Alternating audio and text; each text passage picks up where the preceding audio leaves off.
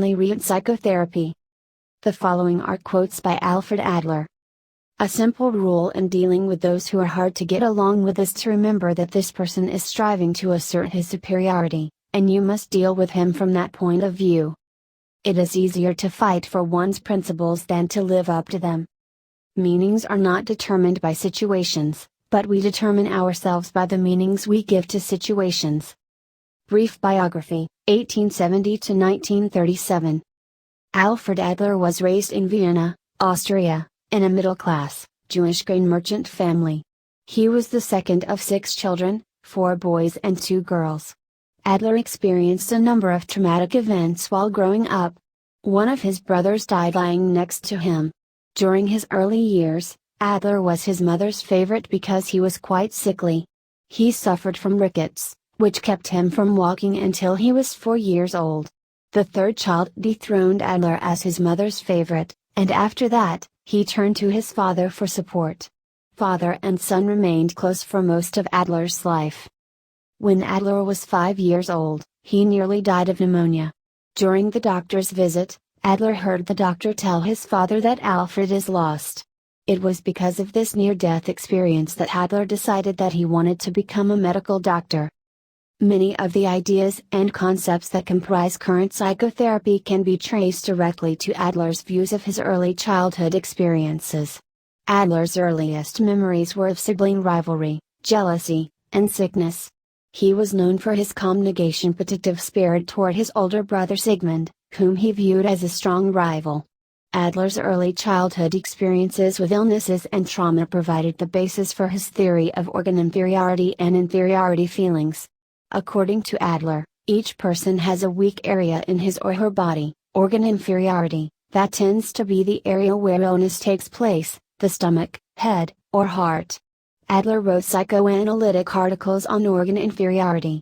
He was one of the first theorists to propose that feelings of inferiority could stimulate a striving for superiority. To compensate for his physical limitations, he developed his leadership abilities. During secondary school, he failed mathematics.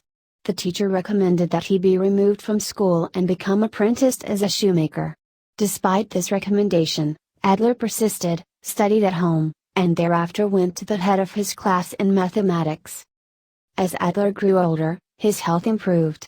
Adler's father encouraged him to attend medical school. In 1895, he began his practice as an ophthalmologist. Later, he switched to a general practice. Next, he began to study psychiatry to understand his patients psychologically. Adler maintained that he was interested in the development of the whole person, and this philosophy would govern his practice in psychiatry. In 1897, Adler married Raisa Epstein, a Russian, and both became devoted to socialism. In 1902, Sigmund Freud invited Adler to join his select Wednesday evening psychoanalytic discussion circle. Initially, Adler was receptive to many of Freud's views. Increasingly, the two men differed in their views. Although both believed that individuals' personalities are formed by the age of 6, they differed substantially about the essential conflicts people face in their development. Adler criticized Freud for what he called an overemphasis on sexuality. They disagreed on the role of the unconscious, the importance of social issues, and the role of drive theory. Freud maintained that Adler gave too much credit to conscious processes. Although Adler was president of the Vienna Psychoanalytic Society in 1911, he resigned this position and left with 9 of the 23 members. Adler established himself as the leader for a new system of psychotherapy that he labeled individual psychology to highlight that he was studying the whole individual. In 1912, he formed the Society of the Individual Psychology. During World War I, Adler served as a physician in the Austrian army. Shortly after the war, he established the first of 30 child guidance clinics in the Viennese school system. During his lifetime, 39 Adlerian societies were established. Although he had been raised Jewish, at this time Adler converted to Protestantism. During the early 1930s, most of his Austrian clinics were closed because of his Jewish heritage, even though he had converted to Christianity. With the rise of Nazism in Europe, Adler and his wife moved to the United States in 1935. Adler continued his private practice in the United States, and he was appointed to the chair of medical psychology at the Long Island School of Medicine. Adler lived a life of hard work. Unfortunately, he ignored his friends' admonitions to slow down. He loved walking before lectures. During a long walk before a scheduled lecture in Aberdeen, Scotland, Adler collapsed and died of a mass negationsive heart attack. Two of his children, Kurt and Alexandra, spread Adler's work throughout the United States. Rudolf Dreikurs, perhaps Adler's most famous disciple, moved from Austria to the United States and established child guidance clinics in Chicago. Since the 1990s, there has been a resurgence of interest in Adlerian therapy in the United States. Alfred Adler had a major impact on psychology. He influenced Karen Horney on social factors in her theory of personality and Gordon Allport on the unity of personality. Other notable psychologists whom he influenced were E.C. Tolman, Julian Rotter, and Abraham Maslow. Maslow, Rollo May, and Carl Rogers studied under Adler and noted that he had a major impact on their thinking. One of Adler's primary contributions to psychology is his theory that human personality and behavior are inherently goal-directed, driven by some inner force that deals with overcoming inferiority feelings, and that very early in life we construct goals that we strive to achieve throughout our lives. He had a great impact on what is commonly regarded as good parenting and child management. Although Adler was an excellent therapist, his primary interests were in preventive psychology and in the interaction of families. He was one of the first to advocate democratic parenting, and he outlined two types of parenting that led to later problems: pampering or overprotecting a child and neglecting a child. Other theorists and psychologists have extensively borrowed and adapted Adler's ideas. For instance, Ellenberger stated, "It would not be easy to find another author from which so much has been borrowed from you all sides without acknowledgement than Adler." Similarly, Joseph Wilder wrote in his introduction to Essays in Individual Psychology, "Most observations and ideas of Alfred Adler have subtly and quietly permeated modern psychological thinking to such a degree that the proper question is not whether one is Adlerian but how much of an Adlerian one is." Some associations that focus on Adler include the International Association for Individual Psychology, the North American Society of Adlerian Psychology, the Alfred Adler Institutes of San Francisco and Northwestern Washington, the Alfred Adler Institute of New York. Alfred Adler Institutes exist throughout the world. In Canada, there is the Adlerian Psychology Association of BC and the Adler Dreikurs Montessori School in Toronto. The United Kingdom has at least 5 Adlerian institutes or societies, the British Adlerian Society and the Cambridge Adlerian Society.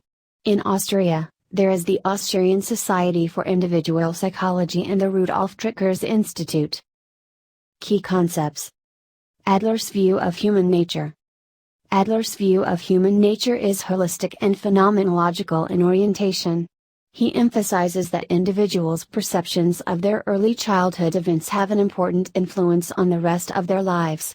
Human behavior is developed within a social context, and therefore, therapy should take into consideration that context. Further, all human conflicts are social conflicts. Because the basic desire of people is to belong, they can fulfill themselves and become significant only within a group context. Adler asserted that human behavior was primarily learned rather than instinctual and that people are in control of their behavior and the situations they encounter. Adler believed people to be more conscious than unconscious. What we are and how we relate to the world is a conscious choice, not one that should be blamed on unconscious influences. The fundamental nature of people is social.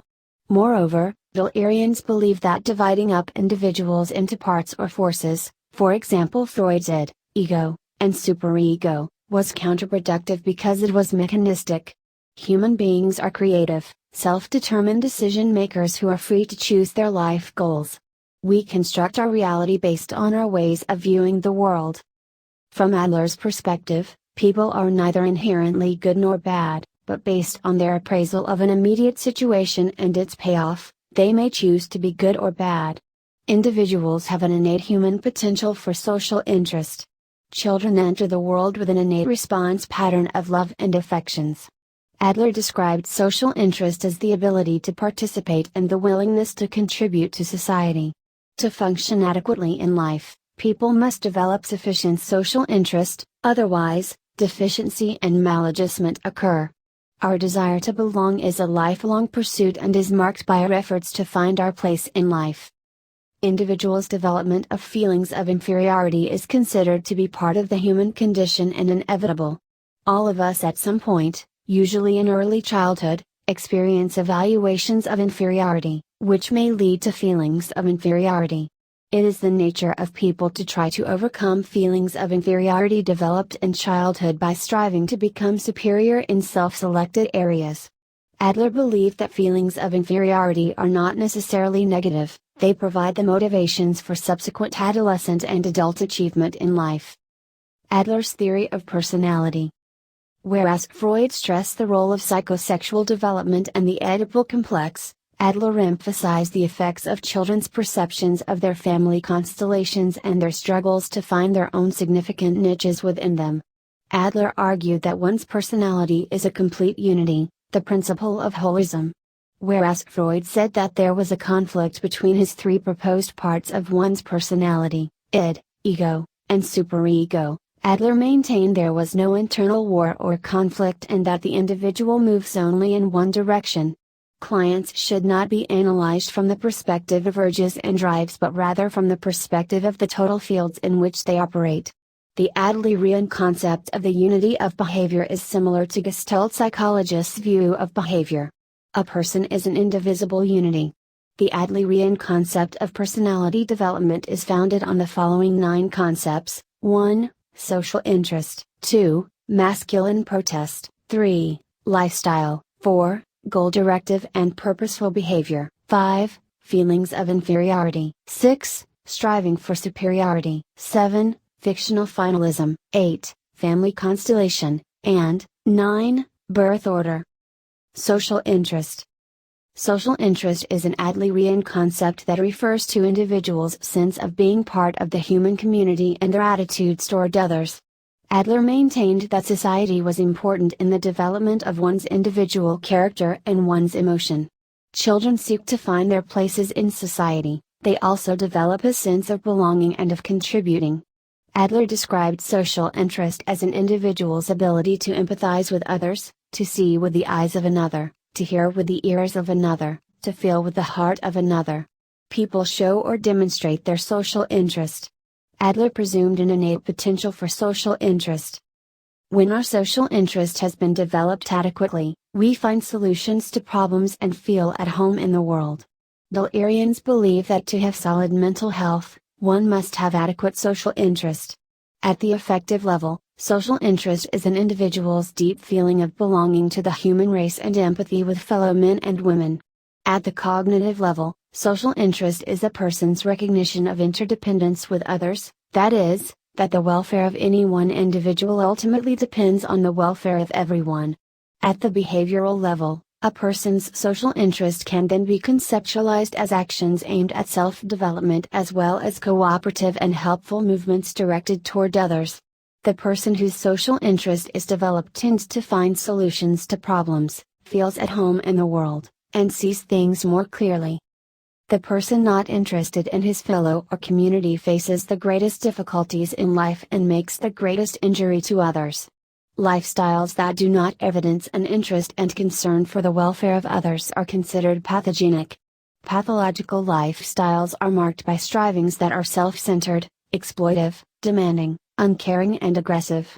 Criminal behavior frequently results from pathological lifestyles.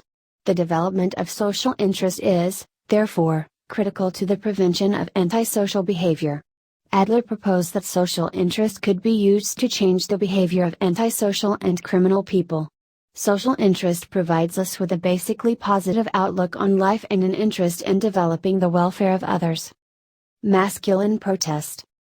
Adler was an early supporter of women's rights. Repeatedly, he argued that only if women were given the same opportunities as men could they deal successfully with their sense of inferiority. As a result of his commitment to equal rights, Adler developed the concept of the masculine protest, which was defined as the desire to be a real man, a desire to be superior, to strive to be perfect. He explained that men carefully hide their feminine traits by having exaggerated masculine wishes and efforts. These exaggerated protestations of masculinity result in men's overcompensation and their denial of their feminine sides. The masculine protest can lead to men setting high, almost unattainable goals for themselves. Men who suffer from strong masculine protest tend to develop pathological fantasies of grandeur. In contrast, the masculine protest in a woman reveals itself in a repressed wish to become transformed into a man.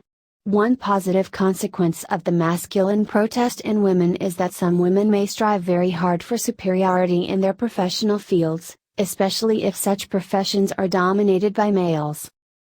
Lifestyle. Adlerians maintain that behavior is lawfully organized and that each person develops a generalized pattern of responses to most situations, a lifestyle. All behavior is organized around lifestyle, which is defined as a habitual pattern of behavior unique to each person. Lifestyle provides a theme that unifies our lives. It gives consistency to the way we live. According to Ansbacher and Ansbacher, lifestyle can be compared to the melody of a song. We can begin wherever we choose, every expression will lead us in the same direction, toward the one motive, the one melody, around which the personality is built. Our lifestyle is considered a major key to our behavior. Lifestyle includes our goals, our opinions of ourselves and the world, and the habitual behaviors we use for achieving desired outcomes. Children create their own lifestyles by the age of 5, thereafter, it becomes difficult for them to change their approaches to the world. Lifestyle consists of our interpretation of events, rather than the events themselves, that deeply affect our personalities. Our individual views about ourselves, others, and the universe form a personal filter for all future experiences. We can make faulty interpretations of events, which may lead to mistaken beliefs in our own private logic, the reasoning we invent to stimulate and justify our lifestyles. By contrast, common sense represents society's cumulative, consensual reasoning that recognizes the wisdom of mutual benefit. Our mistaken beliefs can influence current behavior. Therapy helps us to become aware of our mistaken beliefs or faulty interpretations of events, and hence, the errors in our private logic. Adlerian therapists assist clients in reframing events that took place during childhood so that clients consciously create a new lifestyle or a new way of organizing their lives. During the process of developing their lifestyles, children construct statements about the conditions, personal or social, that are necessary for them to feel secure. Such statements are termed our lifestyle convictions. When there is a conflict between one's self-concept and one's ideal self, one develops inferiority feelings. When a person begins to act inferior rather than just to feel inferior, he or she actively engages in discouragement or the inferiority complex. Adlerian theory suggests that a person has 4 lifestyle convictions. 1. The self-concept, the convictions I have about who I am. 2. The self-ideal, the convictions that pertain to what I should be or am obligated to be in order to have a place in the world. 3. The well-built, or picture of the world, the convictions about the not-self, the world, people, nature, etc., and what the world demands of me. 4. The ethical convictions, the individual's development of a personal code of right and wrong. 4 lifestyles. Adler outlined 4 basic lifestyles. The first, the socially useful type, consists of people who have a high social interest and who use high activity to achieve goals. People who fall into the socially useful category tend to be mature, positive, well-adjusted, and courteous and considerate of others. They do not strive for personal superiority over others. Instead, they seek to solve problems in ways that are helpful to others. Socially useful types help others in their families, and they work for social or political change. The second lifestyle category is called the ruling type. Individuals in this category have little social interest and are active in seeking control over others. They try to prove their personal superiority by ruling others. The ruling type takes a dominating and antisocial approach to society. Some of their activities may be asocial, for example, the activities of thieves, con artists, substance abusers, and so on. Frequently, juvenile delinquents and criminals fall within this category. The third lifestyle is labeled the getting type. People in this lifestyle category desire to get everything from others without any personal effort or struggle. They have both low social interest and low activity levels. They selfishly take without giving back. Everybody owes them something, but he or she owe nothing to anyone. The fourth lifestyle type is called the avoiding type. If this category, people evidence low social interest, low activity levels. They avoid failure by avoiding involvement with work, friends, or society in general. They are likely to have low social contact for fear of rejection or defeat in any way. 3 factors interfere with development of social interest: 1. Organ inferiorities, 2. Parental pampering, why should I love my neighbor when he has not done anything for me? And 3. Neglect of a child, society owes me. Goal-directed, purposeful behavior. All behavior is purposeful and goal-directed. Thus, when we act, our actions are based on a goal we are trying to attain. If counselors want to understand their clients, they must first understand their clients' goals. For instance, one goal of a misbehaving child might be to get attention from a parent or a teacher. Acting out allows a child to achieve his or her goal of attention. Children set 2 types of goals, immediate and long range. Immediate goals are the easier ones to work with, and they are generally observable in day-to-day functioning of children.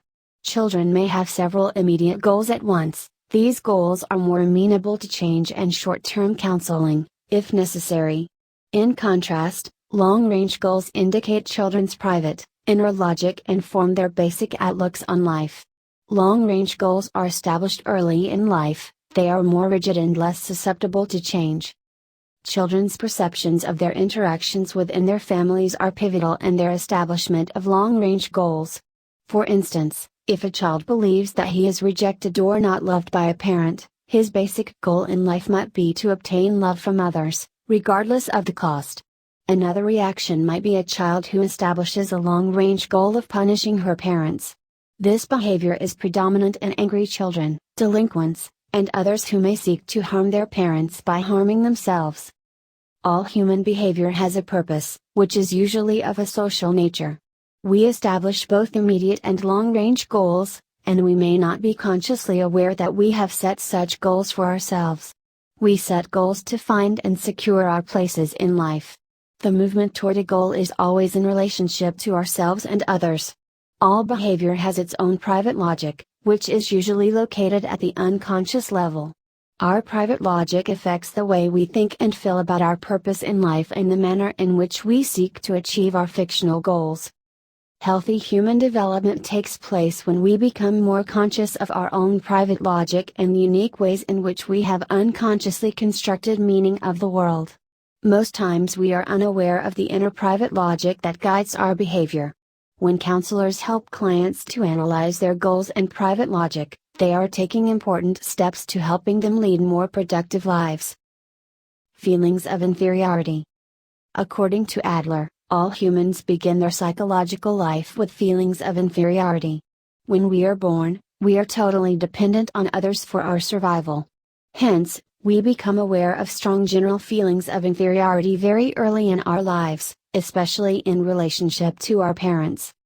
From Adler's perspective, an inferiority complex is the presentation of the person to himself and others that he is not strong enough to solve a given problem in a socially useful way. An inferiority complex is a pervasive feeling that one's abilities and characteristics are inferior to those of other people. For instance, while some people view themselves as less intelligent, others may see themselves as less attractive or less athletic than those around them. Adler conceptualized feelings of inferiority as much more than a sense of inadequacy. These feelings provide the motivating force behind all growth and development. They constitute a minus state that we seek to overcome. All our strivings are attempts to overcome or to compensate for feelings of inferiority. Adler maintained that our innate sense of inferiority helps humans to survive while other species became extinct.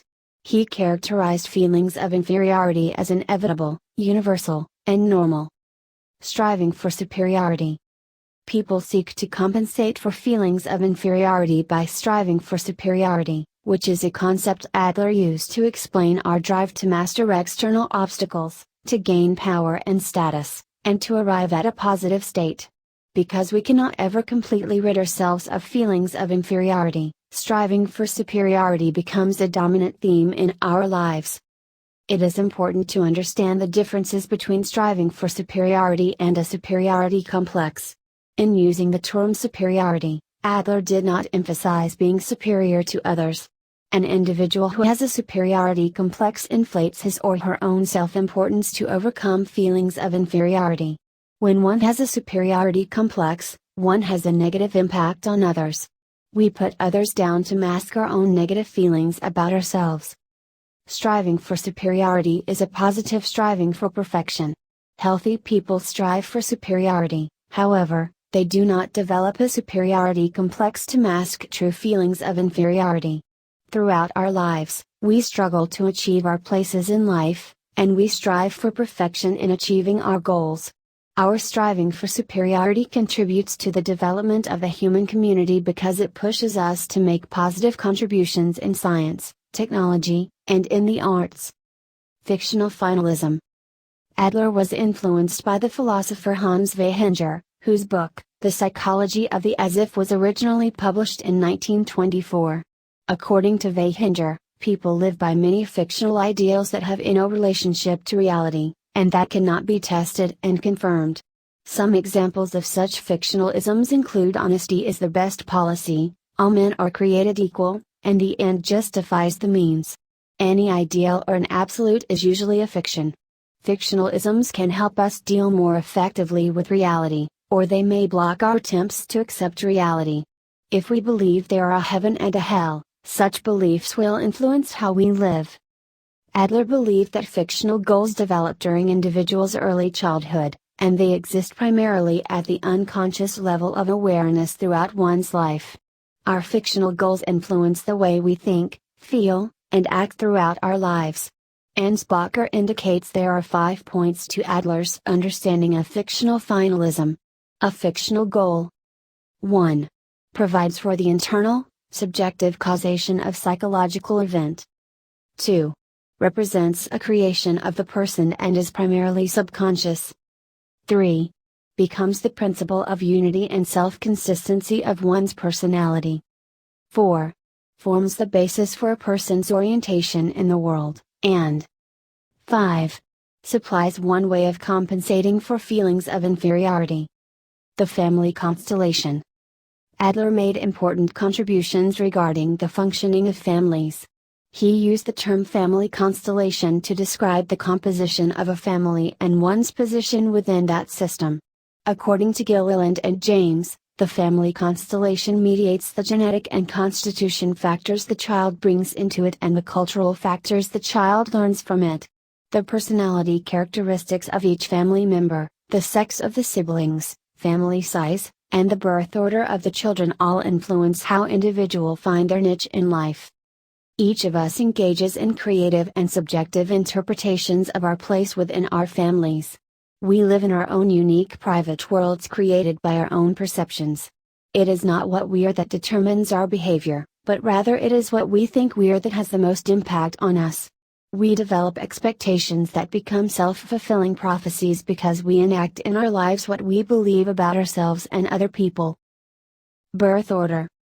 Adler attributed a great deal of importance to our ordinal position within our families, which he believed influenced our relationships with our parents, our interactions with other family members, and the specific feelings of inferiority we experienced in life.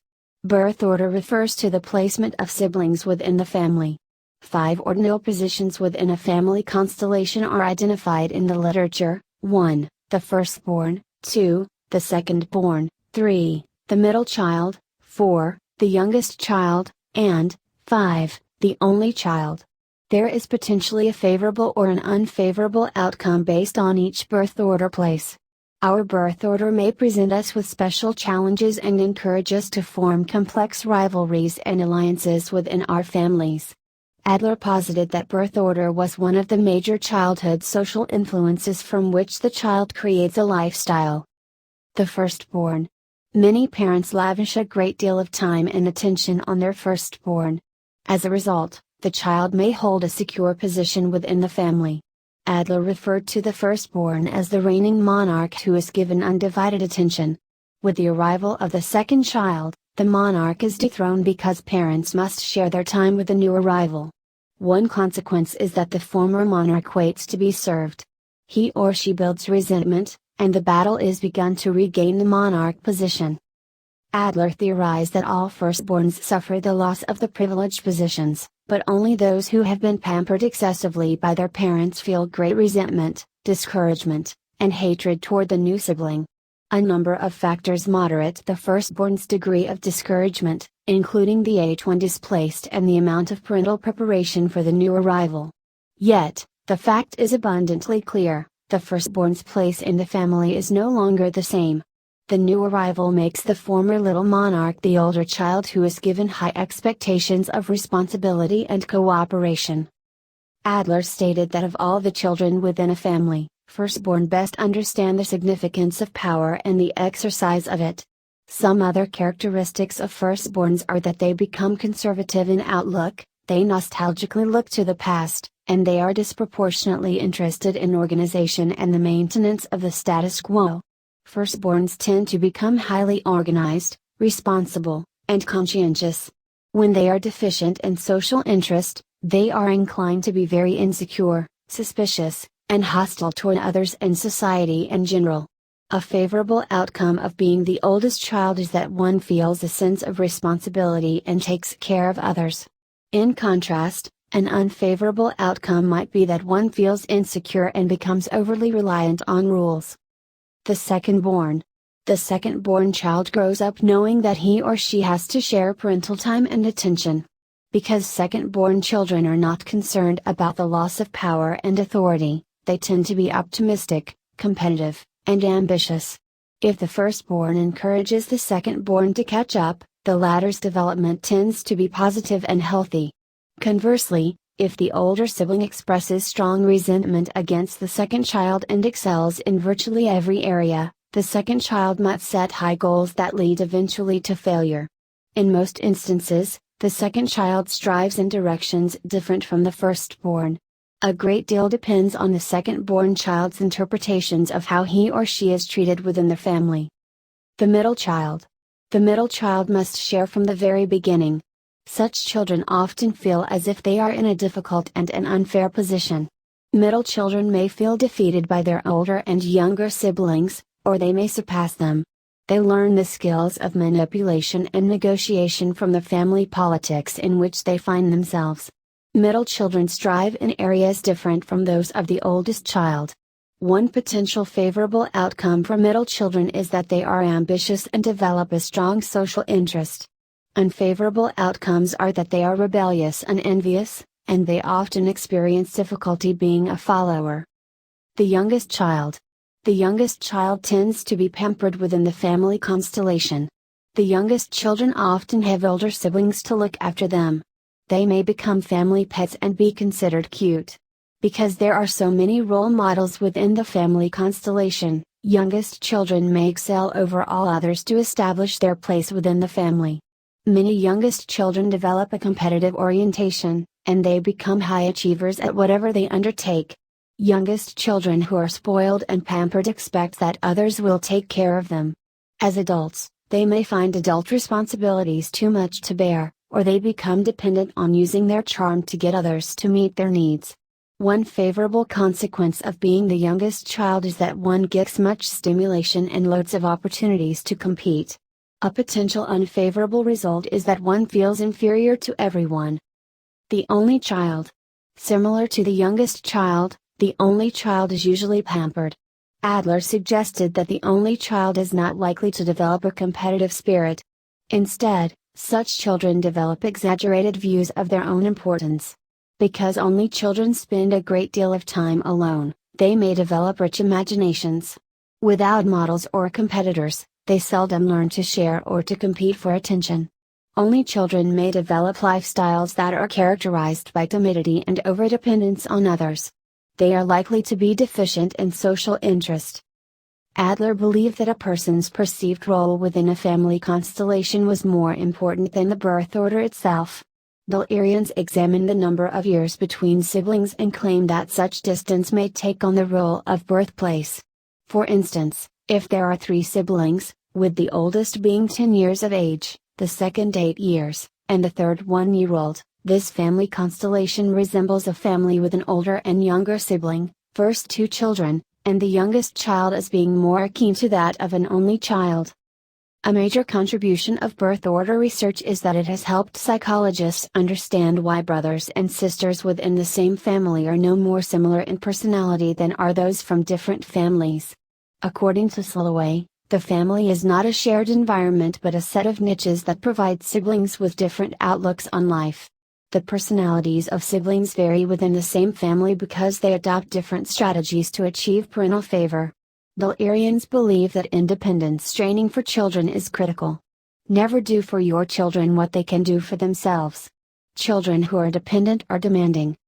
An individual's birth order position within the family has been linked to differences in achievement, intelligence, attitudes, and such behaviors as juvenile delinquency, mental illness, and success or failure in marriage.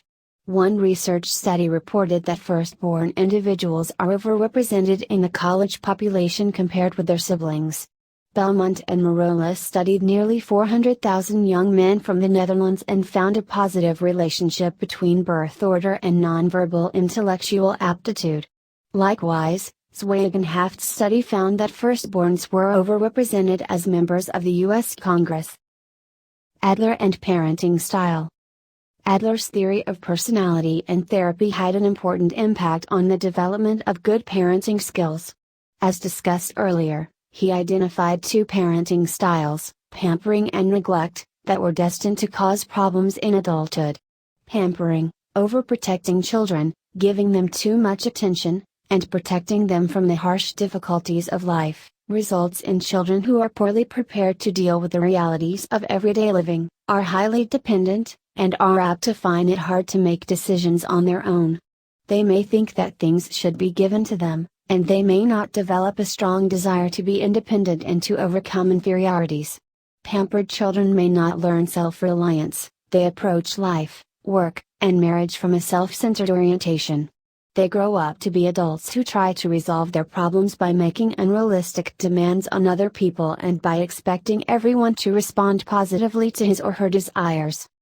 The neglected child as an adult becomes the opposite of the pampered child. The neglected child, one who is given very little support, grows up fearing the world, distrusting others, and experiencing difficulty in forming close interpersonal relationships.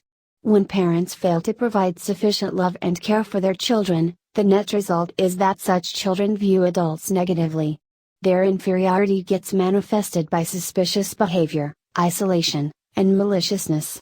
Although both the pampered and the neglected child receive different kinds of parental treatment, the end results of the treatment may be the same: children's feelings of inadequacy. Many of Adler's ideas about good parenting techniques have become commonplace knowledge. Successful parenting is based on mutual respect. Parents who show respect for children teach them to respect themselves and others.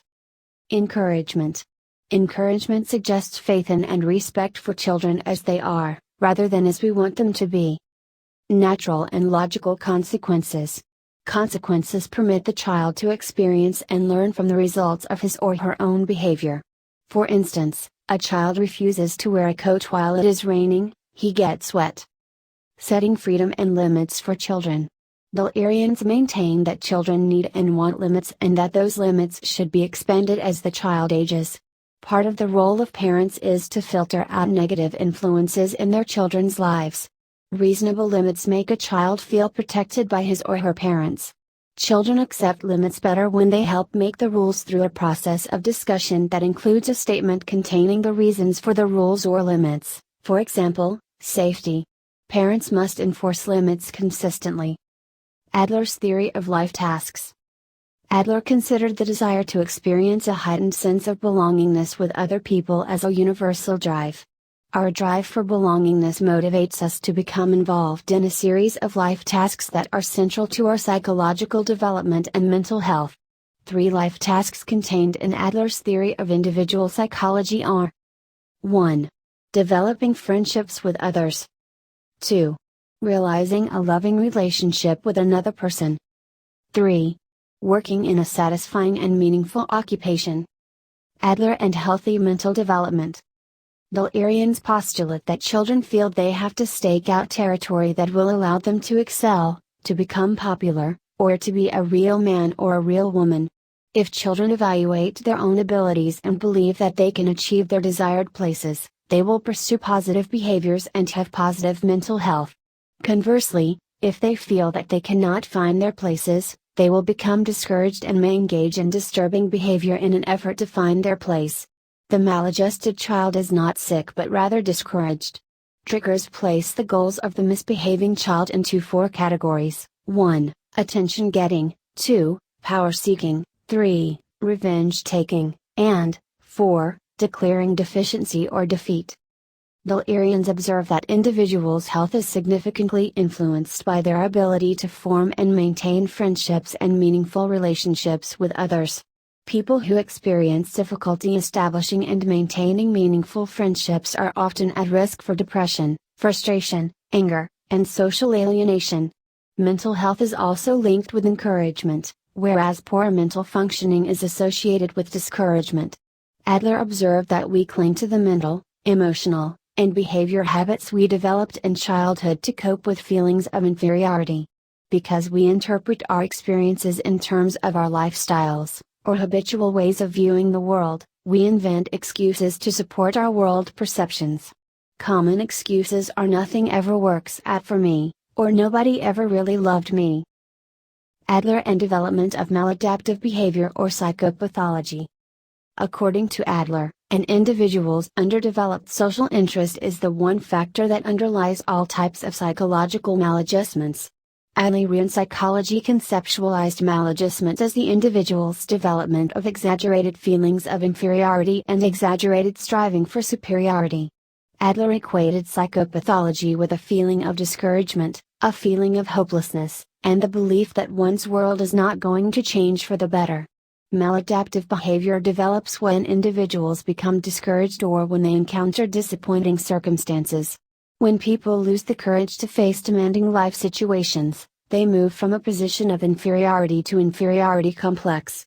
They become unconsciously convinced of their inferiority, and as a consequence, they develop abnormal behavior to divert attention from their difficulties. Individuals develop maladjusted or disordered behavior primarily because, 1. They have greater numbers of feelings of inferiority than is present in the average population, and, 2. They develop accompanying sets of inappropriate compensatory responses to offset their deep-seated feelings of inferiority. Although both the normal and the maladjusted person manifest feelings of inferiority, these feelings are exaggerated in the maladjusted individual. Adler believed that poor mental health results only when people behave as if they are inferior. The seeds for psychopathology are sown early in life, especially within the family and within our sibling relationships. Developing adequate social interest is critical to individuals' positive mental health. Adler considered the mother the primary person for teaching children social interest. A mother demonstrates nurturing cooperation, and social interest in general when she nurses the baby at her breast. Mothers help their children extend positive relationships to the father and to others within the family. Mothers who fail to show sufficient social interest while parenting their children risk raising young people who become maladaptive in their interpersonal relationships because they lack sufficient social interest.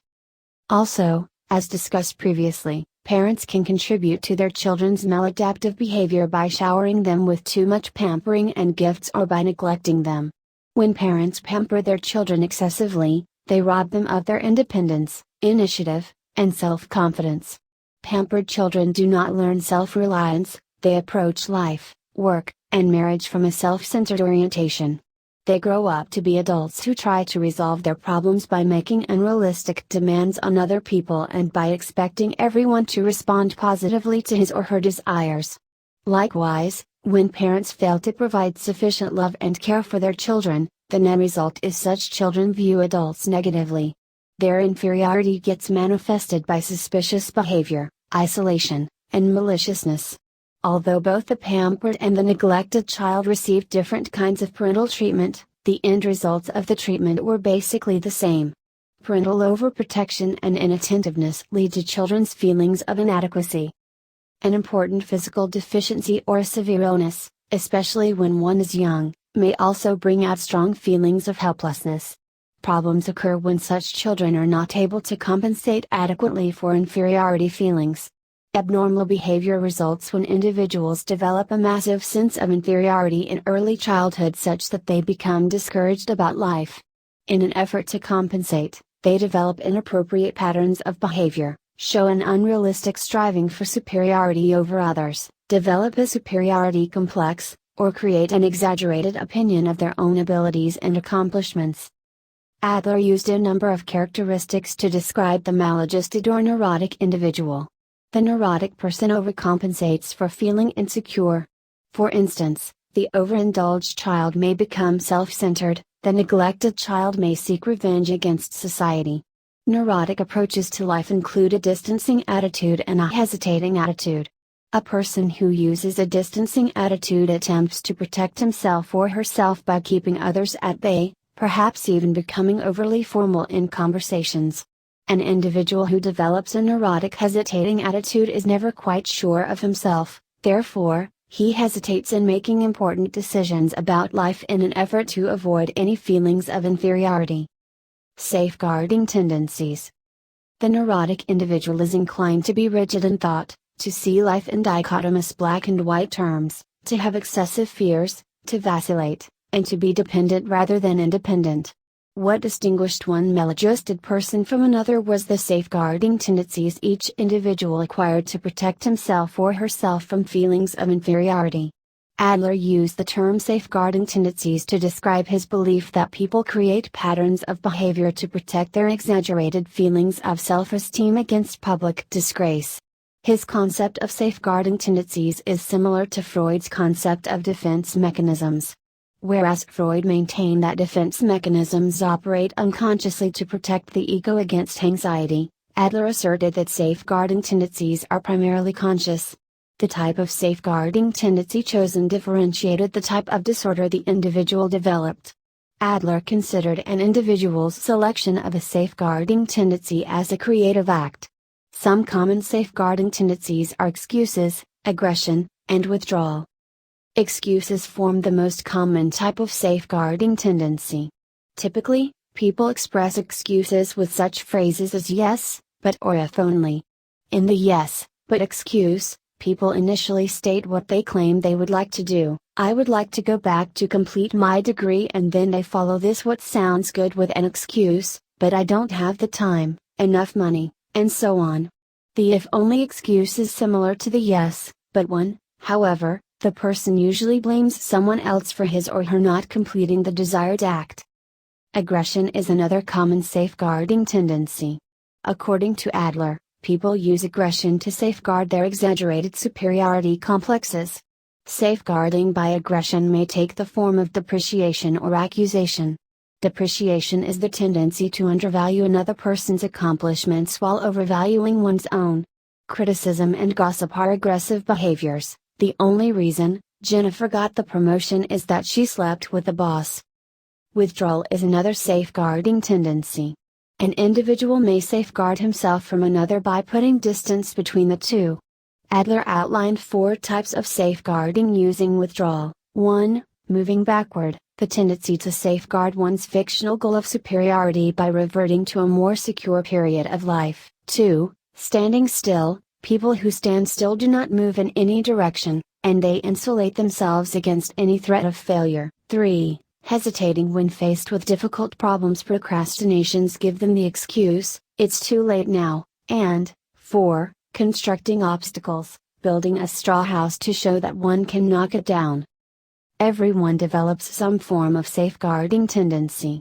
Safeguarding tendencies can become neurotic or self-defeating because their goals of self-protection and personal superiority block them from obtaining authentic feelings of self-esteem.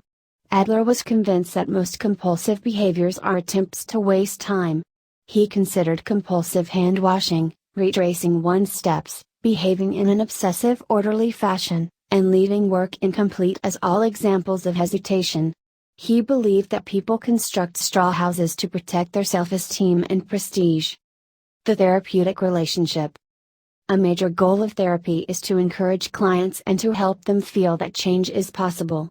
Adlerian therapists view the therapeutic process as a collaborative partnership based on respect, parity, trust, and cooperation.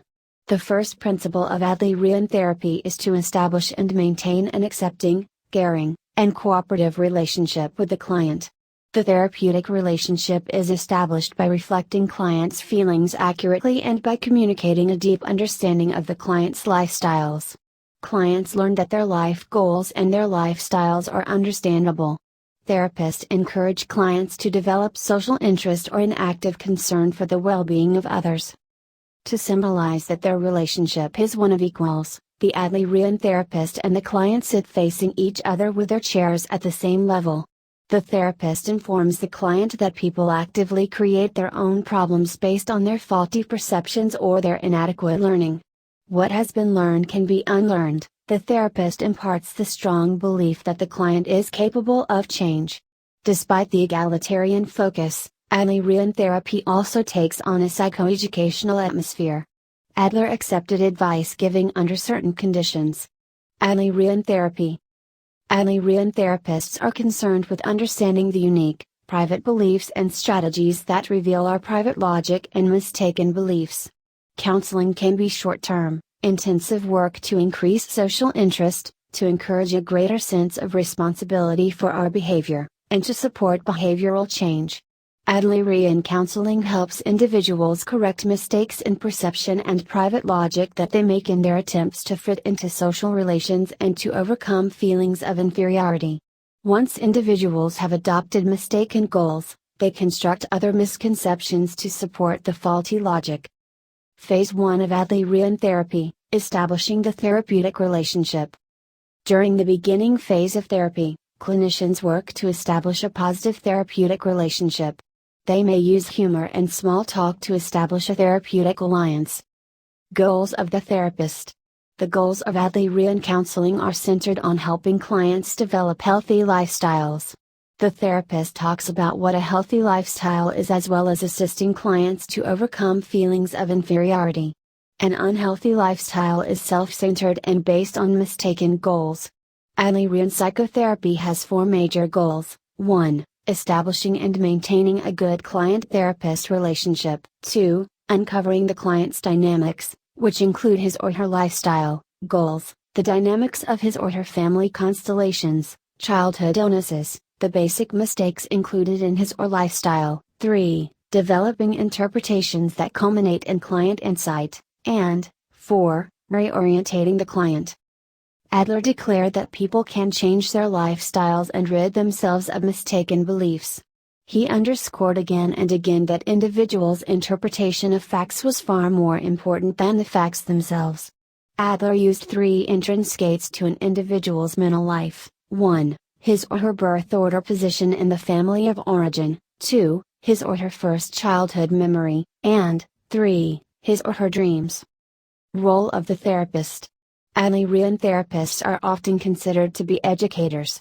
They encourage their clients to use their talents to help others, to develop a social interest. Believing that their clients are discouraged when they begin therapy, Adlerians strive to create a supportive and encouraging therapeutic relationship. Unlike Freudians, Adlerian counselors tend to be talkative and active in therapy. They try to assess the reasons clients have their particular ways of thinking and behaving. They strive to develop and broaden their understanding of their clients' lifestyles. Therapists discuss clients' basic beliefs and how such beliefs have influenced their lifestyles. Even though Adlerian counselors are empathic and caring, they confront clients with their basic mistakes, misplaced goals, and self-defeating behaviors. Such confrontations help clients to deal with the contradictions in their lives and to replace mistaken goals. In their role as educators and collaborators, Adlerian therapists encourage clients to develop new alternatives for reaching their revised goals. Adlerian therapists take a non-pathological view of clients' difficulties. They avoid labeling clients with the traditional medical model's diagnoses. Instead, they help them to better understand and to modify their life stories. As Disk and Bitter point out, when individuals develop a life story that they find limiting and problem-saturated, the goal is to free them from that story in favor of a preferred and equally viable alternative story. Role of the client. The client's role is one of equal collaborator in discovering mistaken goals, inferiority feelings, and superiority feelings. Clients work to become more courageous in their lives, more self-confident, and believe that solutions can be found to life's challenges. Clients seek actively to find solutions to their presenting problems.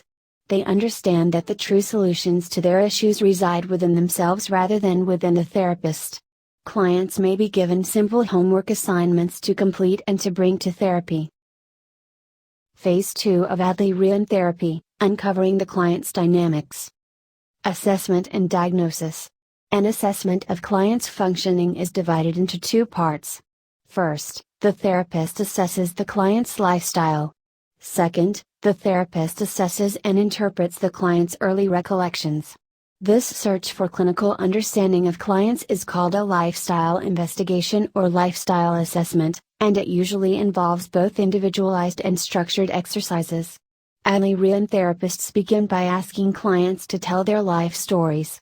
Because we can never fully capture our entire life story, the events and people we choose to mention in our brief summary are those who have become significant in our lives.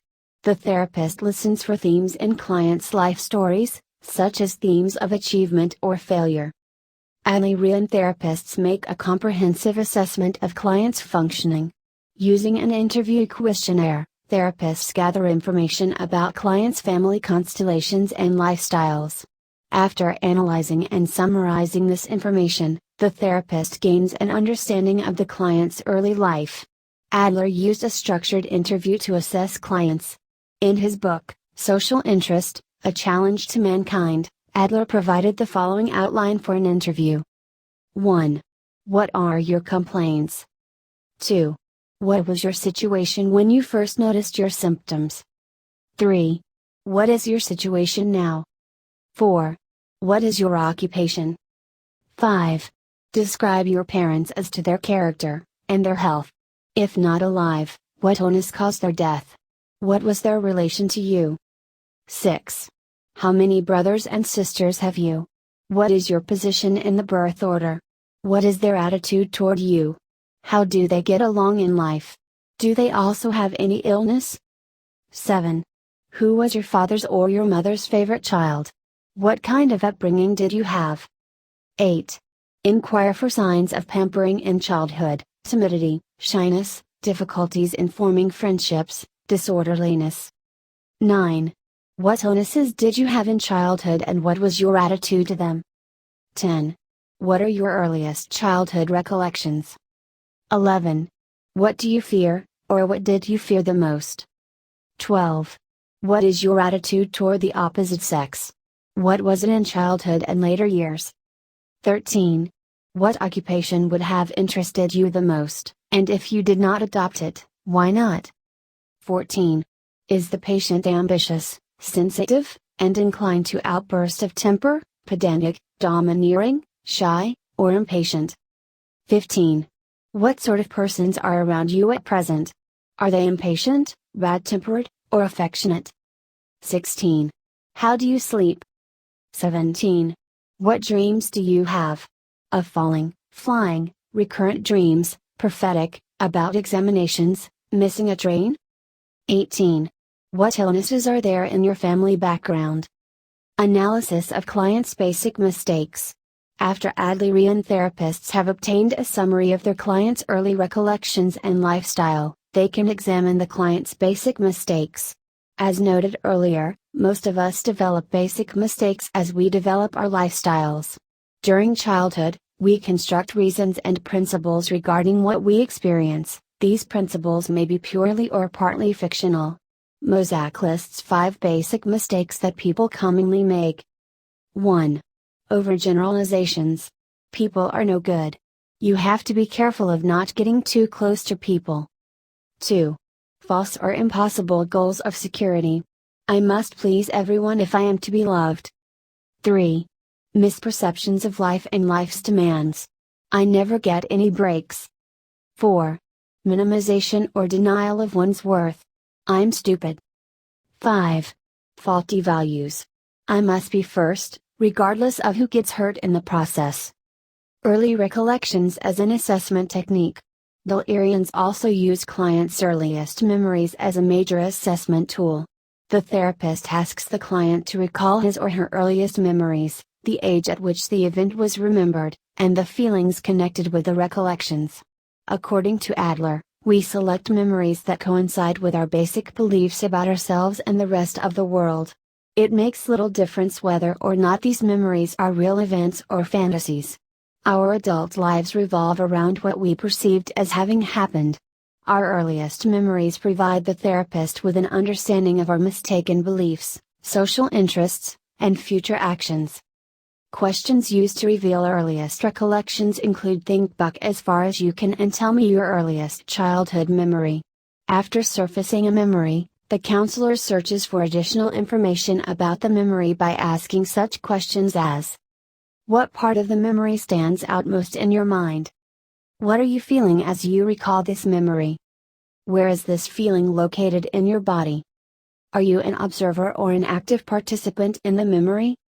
What are you trying to convey to the world with this memory? Additional questions related to early recollections include: who is not present? How are different people portrayed? What is the world like, friendly, hostile, cooperative, sad?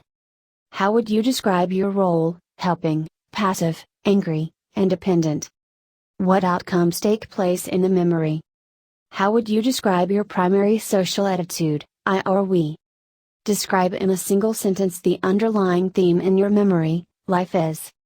Memories of danger or punishment suggest a tendency toward hostility, and memories of a sibling's birth indicate dethronement issues. Analysis of clients' dreams. Adler believed that dreams were a way of dealing with our insecurities. Our dreams help us to try out strategies for overcoming our limitations, or they may represent a type of wish fulfillment. Dreams can serve as a bridge to what we want. Adler believed that there is a correlation between the number of dreams you have and the problems in your daily life. The more problems you have, the more dreams you are likely to have. Conversely, the fewer dreams you have, the fewer problems you have and the more psychologically healthy you are. Adlerian dream analysis involves examining the parts of a dream and analyzing what problems or inferiorities they might represent. For example, a dream about falling could symbolize a fear flying, especially if the dreamer is soon to fly or climb a mountain. The dream could also represent a fall from grace or a loss of faith and social standing. If the person is caught by an angel, it might have religious or spiritual meaning or simply refer to trusting and relying on one special person. By revealing to us our innermost fears and our preferred strategies for dealing with problems, dreams reveal a great deal about our personality and style of life. Adler asserted that control, power, and motivation drives behavior. From his perspective, our striving for perfection and need for control cause us to do the things we do. Adler believed that dreams are a way of overcompensating for the shortcomings in our waking lives. For example, if you are unable to stand up to your boss during the day at work, you may find it easier to lash out at him within the comfort and safety of your dream. Dreams offer satisfaction that is more socially acceptable. From the Adlerian perspective, dreaming is purposive. Adlerians insist that dreams prepare clients to solve their current problems or to overcome their present circumstances by rehearsing them for potential future actions. The dream function is to connect present problems or conflicts to future goal attainment. Adler admonished therapists not to become too involved in uncovering common symbols when interpreting dream material, because the symbols of one client's dreams may represent entirely different things than the same symbols in another client's dreams. He did, however, refer to a few common dream symbols, such as flying, moving or striving from below to above, falling, moving or striving from above to below, being chased, an expression of inferiority or weakness in relation to others, and being unclothed in public, fear of disclosure or being found out. The emotional tone of a dream is highly significant, perhaps more so than the symbols. Integration and summary of Adlerian uncovering and assessment. Once the therapist has developed materials from the client questionnaire and interview, he or she prepares integrated summaries of the information that contain the client's subjective experience and life story, a summary of family constellation and developmental data, a summary of early recollections, personal strengths, basic mistakes, and coping strategies. The therapist gives the client copies of these summaries, and they are discussed in the session with the client having the right to modify different points. Phase 3 of Adlerian therapy, client insight and self-understanding. The third phase of counseling is the insight and self-understanding phase. Insight represents the client's understanding of the purposive nature of his or her behavior and the mistaken beliefs that sustained it. Therapists promote client insight by ordinary communications, dreams, fantasies, behavior, symptoms, or the client-therapist interactions. During interpretations, the emphasis is on discovering purpose rather than the cause of a client behavior or action. Adlerians posit that self-understanding results when therapists help clients to make conscious hidden lifestyles and goals. Therapist and client together build interpretations from information presented during assessment. These collaborative interpretive efforts give clients insight into their issues. To help make the interpretations acceptable to the client, the therapist usually presents it only as a possibility to be considered rather than as a fact. The therapist might say, "Is it possible that?" Or, "Do you think it might be?" When the interpretation is on target, clients are encouraged to view their behavior from a different perspective. They may accept the validity of the interpretation, deny it, or suggest an alternative interpretation. A client's responses to accurate interpretations of behavior may take place with a reflexive quick smile, glance, or nod of the head or a verbal statement, such as "exactly" or "you got it." Good interpretations provide clues regarding the purpose of a client's behavior. They should help a client to answer the following questions: what life task is my symptom allowing me to avoid? And, what price am I paying for this symptom? Adler was convinced that clients' symptoms had an underlying purpose. Client insight may also entail an analysis of the client's basic mistakes and how they are affecting his or her life. Adler believed that insight alone was insufficient for successful therapy. There must be some change in client behavior. Phase 4 of Adlerian therapy, Reorientation. The final phase of Adlerian therapy is called Reorientation. The purpose of the reorientation phase of therapy is to help the client gain or regain the courage to face life's challenges, to put insight into action and to redirect goals. For instance, a client may discover that it is exciting rather than threatening to take risks.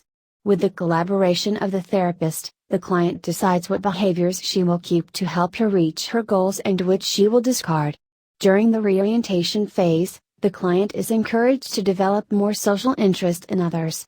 Throughout this phase of counseling, the dominant technique used is encouragement.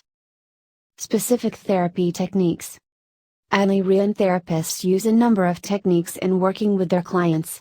Some of the more popular techniques include encouragement, the question, the push button, behaving as if, catching yourself, task setting, and others. Adlerians maintain that time limits must be set with clients. Sessions with children usually last for 30 minutes, while those with adults last for 45 to 50 minutes. Near the end of the session, therapists do not bring up any new material. Instead, they may summarize the interview with the client's assistance.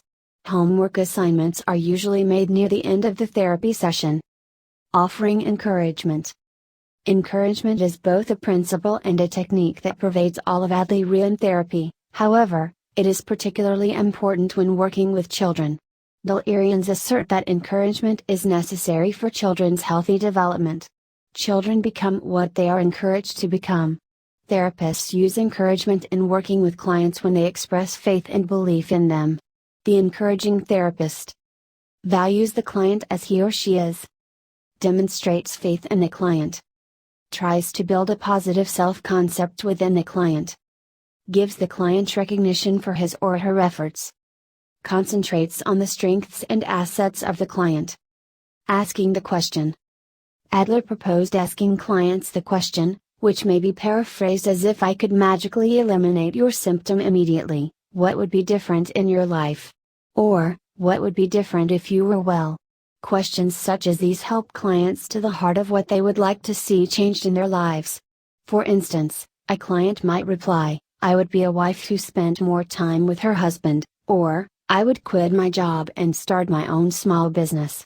Typically, clients are asked this question at the beginning of counseling. Solution-focused therapists have relabeled this technique the miracle question. Acting as if. Clients who state that they would do something if only they possess certain qualities are encouraged to act for a short period of time as if they possess the qualities they believe they lack. They are instructed to behave as if they possess a certain behavior, and they are encouraged to try on new behaviors and new roles. A therapist might tell a client to act as if it is impossible to fail in her new business. A male client who was afraid of asking a woman out might be instructed to act as if he possessed the confidence necessary to ask a woman out on a date and to further ask two women out for dinner. The as if technique is based on the belief that clients must change their behaviors to elicit different responses from others. Using push button technique. Adler would ask clients to imagine pushing a button. Then he directed them to picture a pleasant experience in as much detail and vividness as possible. Next, Adler requested clients to make note of the pleasant memory made them feel good as they engaged in the imaginary push button exercise. Finally, Adler would give the same directions, only this time asking clients to imagine a negative experience in as much detail as possible. After repeating this technique several times with pleasant and negative experiences, Adler told clients that they can exercise inner control regarding how they feel at any moment by controlling what they think about. Catching oneself. Catching oneself permits clients to become aware of their self-destructive behaviors or thoughts without feeling guilty about them. For instance, when trying to change non-functional behavior, some clients may revert back to their old behavior out of sheer habit. Clients are told to catch themselves when they are just about ready to revert back to their old ways and to substitute the new behavior. If a client blows up at his wife when she spends money on gifts, he catches himself in the angry mode and chooses a different response. The goal is to help clients change maladaptive old habits. Task setting. Adlerian therapists give homework assignments to give clients practice with a behavior.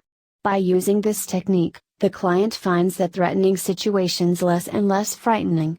A therapist might give a depressed client the task of doing something pleasant each day on a pleasant event schedule. To promote clients' social interest, therapists often assign community service homework, such as volunteering at a homeless shelter. Brainstorming. After helping the client to identify mistakes in thinking, Adlerian counselors brainstorm with clients alternative beliefs and convictions. For example, in place of I never get what I want, a client might substitute sometimes I get what I want. The latter conviction promotes healthy development. Spitting in the client's soup. Adler partially borrowed the underlying concept of this technique after he had observed boys in a private school dining hall. The boys would spit in their neighbor's soup because the person would refuse to eat the soup after someone spat in it.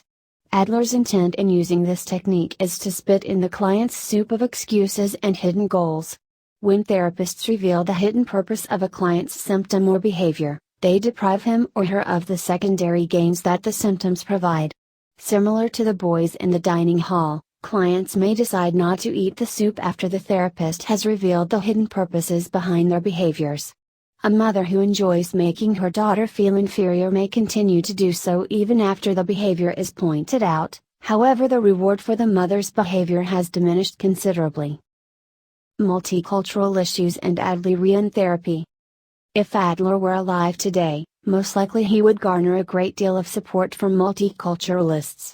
He stressed the importance of the social world of the client, and he placed a great deal of emphasis on the positive benefits of creating social interest in individuals. In fact, he postulated that without sufficient social interests, most people would have impaired or unhealthy development. A number of Adler's other concepts have found significant support in the multicultural literature, including 1. The importance of the cultural context of clients' lives, 2. The focus on trying to understand individuals in terms of their core goals and lifestyles, and 3. The emphasis on prevention and on helping clients to develop their strengths or assets. Adlerian therapy is based on understanding a client's culture and worldview rather than trying to fit the client into the diagnostic categories of the medical model. After analyzing various theories of counseling, Archiniga and Newland concluded that Adlerian theory has the most promise for addressing multicultural issues. According to them, Adlerian counseling is compatible with the values of many racial, cultural, and ethnic groups because it stresses the importance of understanding the individual in a familial and sociocultural context. Adlerian assessment is heavily concentrated on the structure and dynamics of clients' families. Moreover, Adlerian counselors endeavor to be sensitive to lifestyle and gender differences. Adler was one of the first psychologists to advocate for women's equality. Contributions of Adlerian therapy. Although Adlerian psychology was neglected for several decades, in the early 21st century, it is regaining some visibility.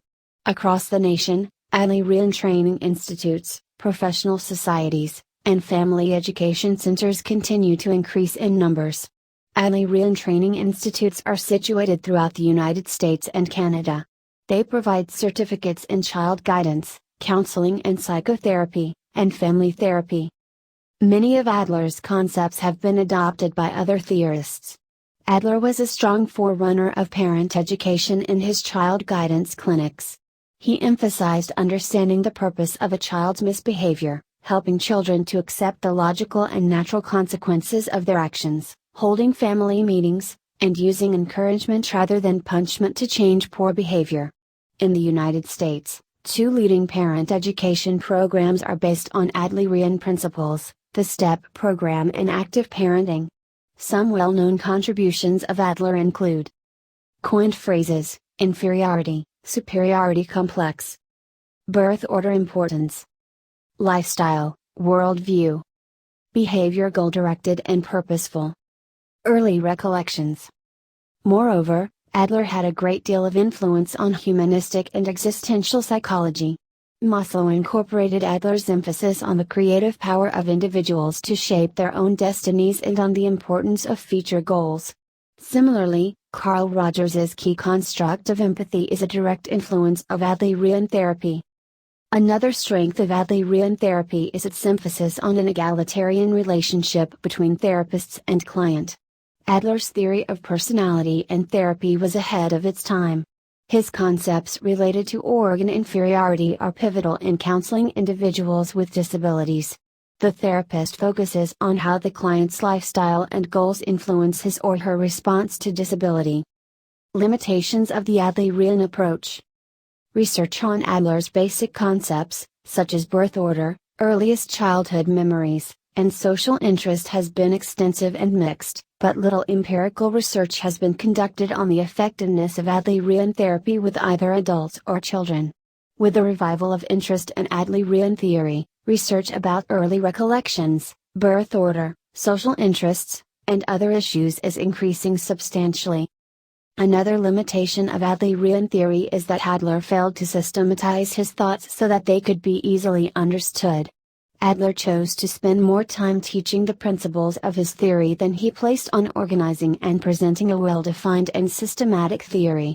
His writings can be difficult to understand and to follow. Summary. Adlerian psychology postulates that people must be considered holistically, within a social context. According to Adler, every person experiences a sense of inferiority, and he or she strives to overcome such feelings. Adler defined inferiority feelings as the source of human striving and as the normal condition of all people. A person develops an inferiority complex, a condition that grows when the person is unable to compensate for normal inferiority feelings. Discouragement is the dominant theme in the development of an inferiority complex. Adler believed that social interest, an intrinsic concern for others, is central in the development of positive mental health. Conversely, maladaptive behavior stems from discouraging or disappointing experiences that can be traced to the family of origin relationships. Both the pampered and the neglected child evidence maladaptive behavior because the child attempts to compensate by developing unrealistic striving for superiority in life. Adlerian therapists establish a warm, collaborative therapeutic relationship with clients. Frequently, they function as educators who encourage clients to use their strengths in dealing with life challenges. Adlerians do not use the medical model to deal with clients. They view clients displaying maladaptive behavior as signs of their discouragement. The goal of therapy is to decrease clients' feelings of inferiority and to increase their social interest. Therapy proceeds through 4 phases: 1. Establishing the therapeutic relationship, 2. Investigating and assessing client dynamics, 3. Encouraging insight and interpretation, and 4. Helping with reorientation.